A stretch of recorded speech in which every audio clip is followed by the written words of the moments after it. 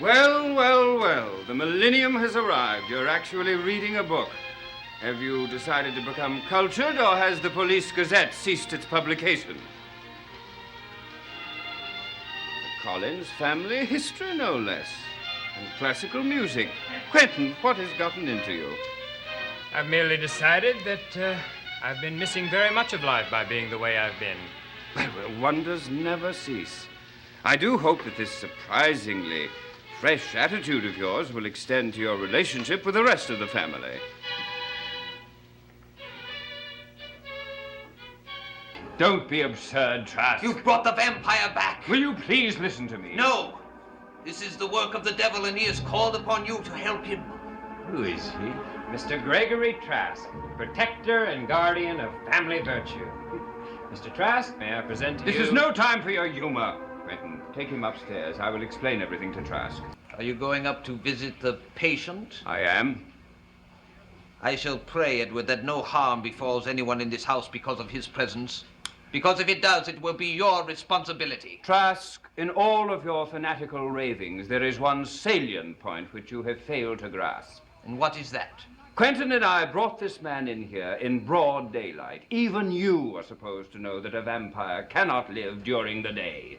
Are you still explaining things to him? No, I've finished. I think he understands now.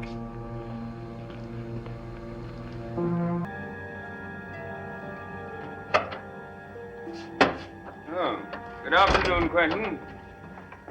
Well, what a long face. How was Bangor? I loathe these quick trips. Has everything been all right here?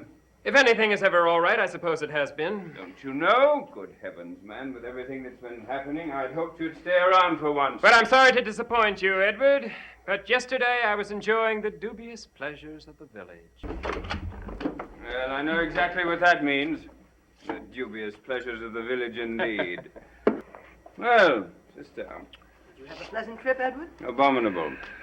Nothing has happened here, I gather. Well, actually something has, but I don't know quite how to tell you. Well, it must be good news. Bad news, everyone just blurts out. I'd hoped that Gregory would be here by the time you both got back, but he's at the school. Where he should be, I might add. I can't understand how Trask has become so important in this family. Dear Gregory, indeed. The fellow's simply a schoolmaster. He's more than that, Edward. He's my husband. Your husband?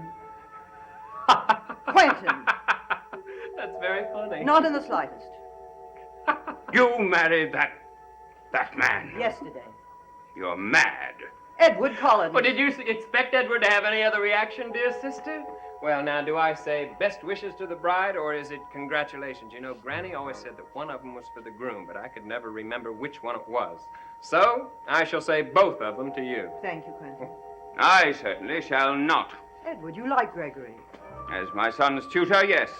But you admire him, I've heard you say so. That doesn't mean that I want him in the family. You don't want anyone in the family. No one I could bring here, at least. You never wanted me to marry. Frankly, I never thought anyone would have the courage to ask you. Well, Gregory did. And why do you suppose? Why? For your money. Don't say that.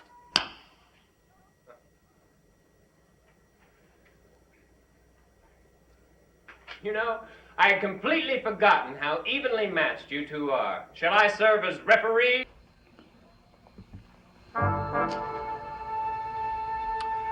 Mr. Trask, I have encountered callous and insensitive people in my time, but I think you should be given a great special award. What are you talking about?